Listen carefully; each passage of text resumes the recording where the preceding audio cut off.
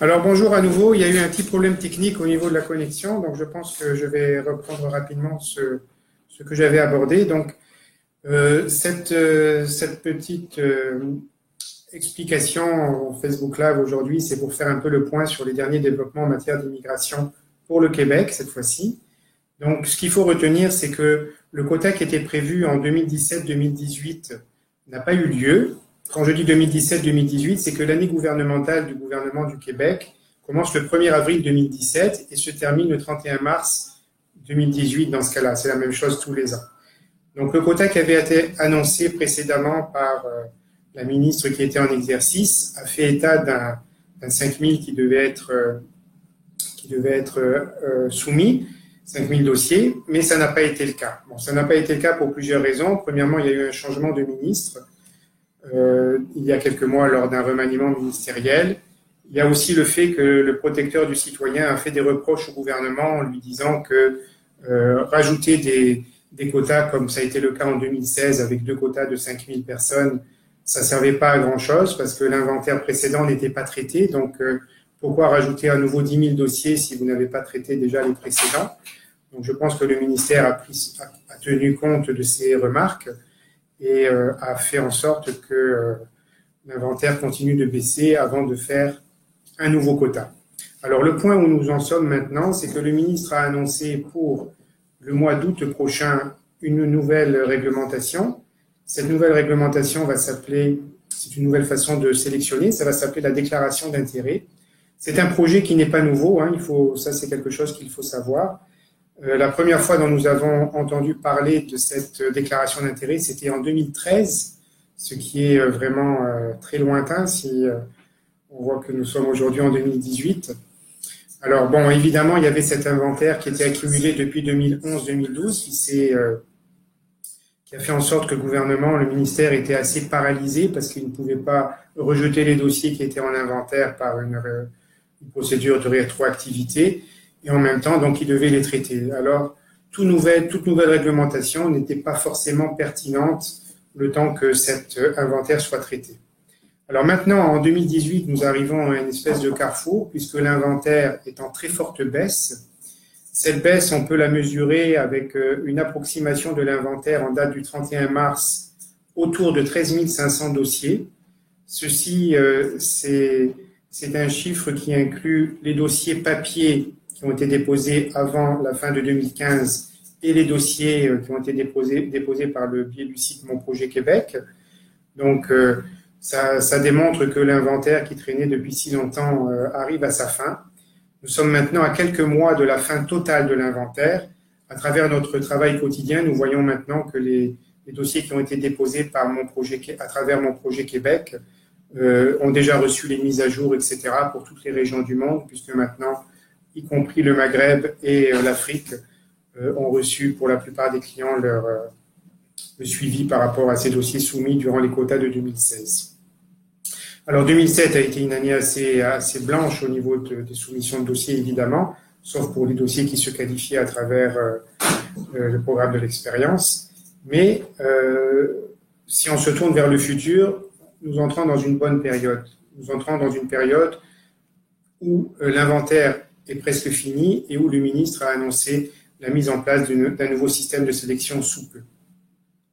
Alors la déclaration d'intérêt, pour ceux qui sont un peu familiers avec le processus de l'entrée express fédérale, c'est quelque chose qui va ressembler au processus fédéral. Donc il va y avoir un bassin avec les dossiers qui vont être déposés, les dossiers qui se qualifient au niveau de la grille principale, normalement la grille principale actuelle, et à travers ça, le gouvernement va aller chercher ce qu'on appelle des extractions, prendre des dossiers à des moments donnés, comme c'est le cas actuellement pour le fédéral, qui le fait en général 2 fois par mois, quelquefois 1 fois, mais en général 2 fois par mois. Et c'est les meilleurs profils qui sont retirés de ce bassin pour que les candidats soient contactés et qu'ils soient invités à soumettre l'ensemble des documents qui font la preuve des déclarations qui ont été faites à travers le dépôt de leur dossier par le site web du ministère.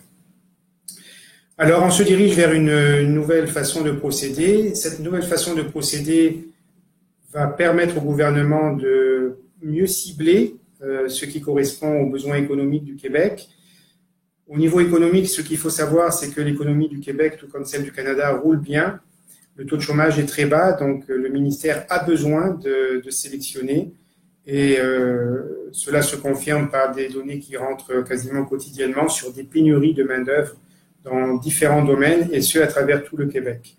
Alors nous pensons que le ministère va pouvoir utiliser ce nouvel outil informatique pour faire des extractions spécifiques de profils de façon à combler les besoins économiques et à faire enfin de l'immigration un outil important pour soutenir la croissance du Québec.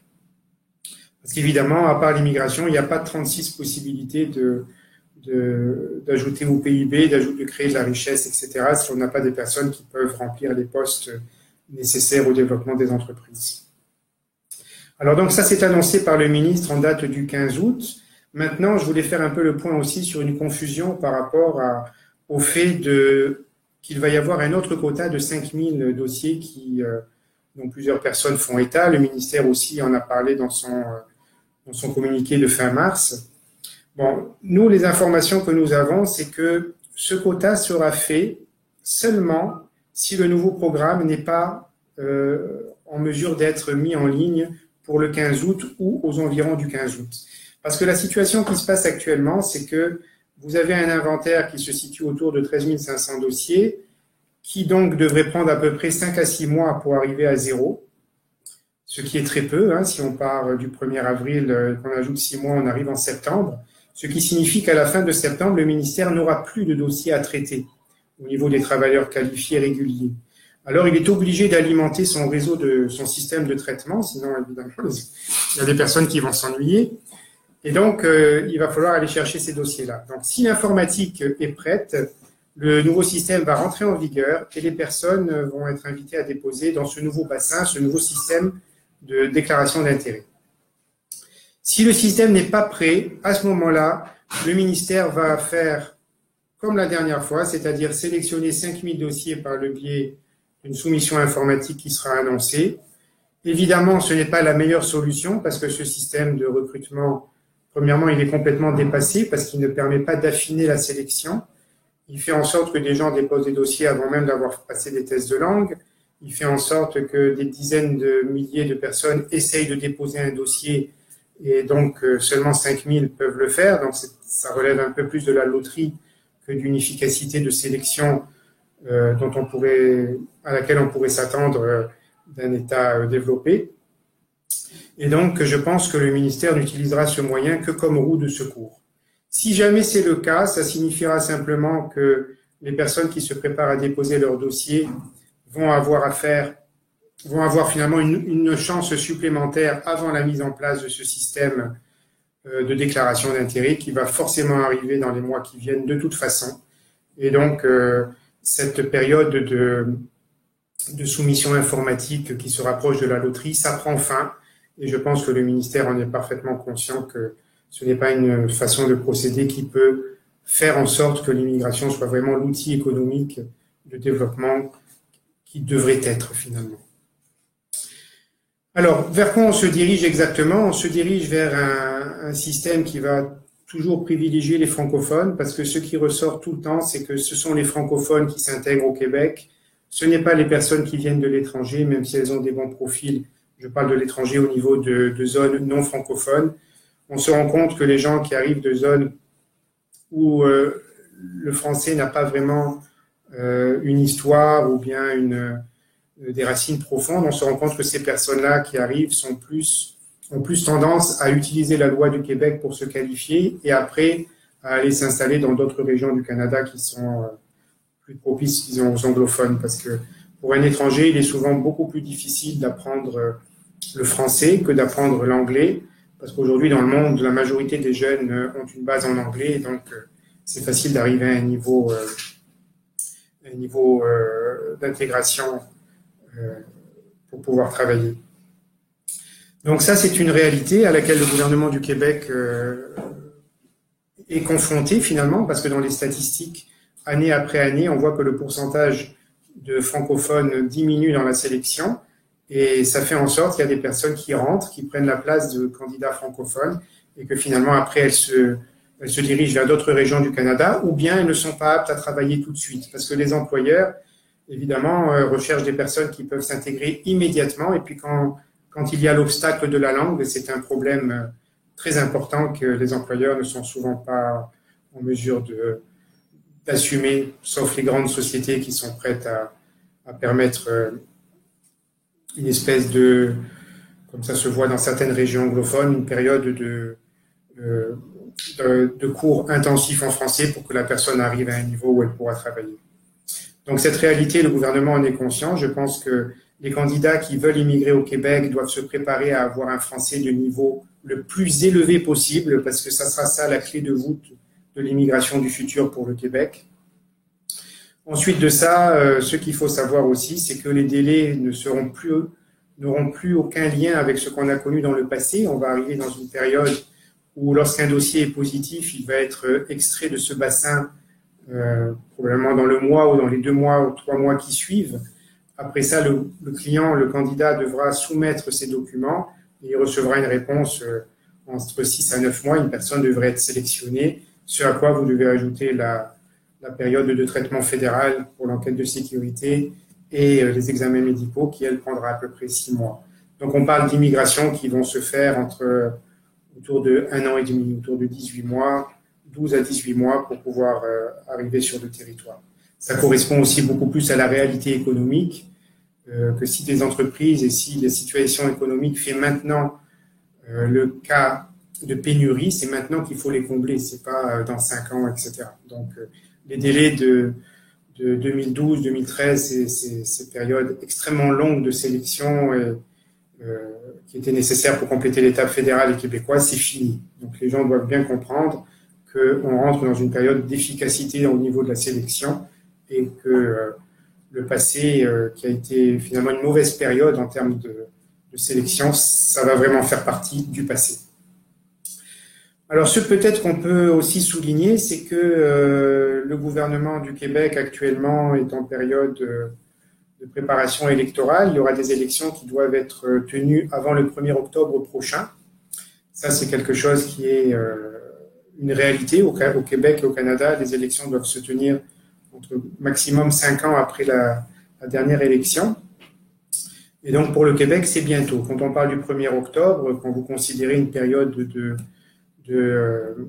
processus électoral, de campagne, il faut être conscient que bientôt le monde politique québécois va s'animer autour des enjeux qui vont déterminer le prochain parti au pouvoir. Et évidemment, l'immigration fait déjà partie du débat. C'est quelque chose qui est une réalité. Vous avez aussi au Québec des partis un peu plus populistes qui utilisent l'immigration comme argument pour ou contre, mais souvent peut-être un peu plus contre que pour critiquer le gouvernement actuel notamment. Et donc, je ne m'attends pas à ce que le ministère ou le gouvernement actuel fasse de grandes annonces en matière d'immigration pour ne pas faire de vagues et prêter le flanc à des critiques des autres partis pour se faire... les autres partis se font souvent de l'électorat avec des polémiques reliées à l'immigration. Donc, c'est des choses qu'il faut retenir. Donc, il n'y aura pas de grandes annonces. La seule chose qu'on va voir, c'est si le ministère sera prêt pour mettre en place son nouveau système. Sinon, il utilisera comme voie de secours à nouveau une autre soumission informatique pour 5000 dossiers. Et voilà, donc c'est ça que je pouvais vous dire aujourd'hui. Je pense que nous entrons dans une période favorable. Les candidats doivent le savoir. Ce qu'il faut retenir de ça, c'est qu'il faut être prêt. Il faut donc passer les tests de langue parce que cette fois-ci, ils vont être obligatoires. Ça sera fini, ces périodes de soumission informatique où on pouvait déclarer « je n'ai pas passé mes tests de langue » et puis les soumettre plus tard. Le nouveau système, normalement, fera état, comme pour le fédéral, de résultats officiels qui ont été obtenus. Et donc, on ne pourra pas soumettre un dossier et puis dire « bon, je ferai mes tests de langue plus tard, etc. » Il y a aussi le fait que bien des gens vont se rendre compte que ces tests deviennent obligatoires et qu'il faudra les passer avant de déposer. Donc, ça va créer un achalandage important au niveau des écoles et des endroits qui donnent ces tests. Donc, les attentes peuvent augmenter pour les personnes qui ne vont pas se décider tout de suite. Donc, c'est important de bien planifier ça pour ne pas se retrouver au dernier moment et après avoir des délais pour pouvoir s'inscrire de 4 ou 6 mois comme on l'a connu dans le passé. Et voilà, donc j'espère que le ministère nous donnera des informations concrètes assez rapidement, notamment sur la validité des candidats qui ont passé des tests de langue durant les dernières années. Parce que vous savez que les tests de langue actuellement sont valables pour 2 ans, donc il y a des candidats qui les ont passés, qui n'ont pas pu soumettre à cause de cette loterie informatique. Donc est-ce qu'ils doivent repasser les tests ou ne pas repasser les tests? Ça, on n'a pas de confirmation du ministère à l'heure actuelle. Il faut savoir aussi qu'il va y avoir des équivalences de diplômes à faire. Est-ce que le ministère va utiliser son service interne d'évaluation comparative ou bien est-ce qu'il va utiliser, comme le fédéral, d'autres voies? Ça, c'est des réponses auxquelles on aimerait...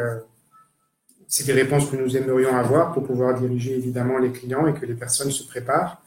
Et puis, évidemment, donc, je pense que le ministère devrait peut-être, pour bien cadrer, pour bien faire les sélections, je pense que l'outil informatique est un élément qui est très, très, très important. Je pense qu'il doit vraiment mettre le paquet là-dessus, comme on dit, pour pouvoir cibler, faire des extractions de profils qui sont conformes à ce que le Québec recherche, de façon à ce que les immigrants arrivent, trouvent du travail, à ce que l'économie du Québec puisse s'appuyer sur cet outil de développement économique et que finalement, ça soit un atout important.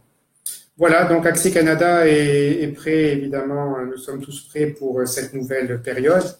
En 23 ans, nous avons connu tous les hauts et les bas de l'immigration et je pense que nous allons entrer dans une période maintenant qui est favorable aux francophones, donc favorable à la majorité de nos candidats à nous.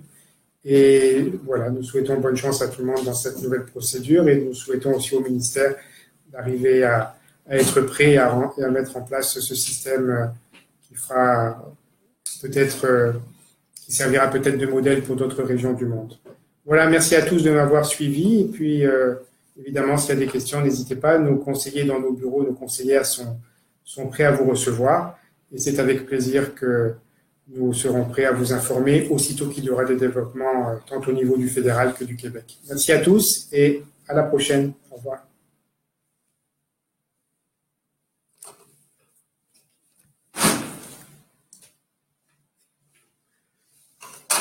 Excusez-moi une seconde, je pensais que j'avais un clavier tactile, mais ce n'était pas le cas.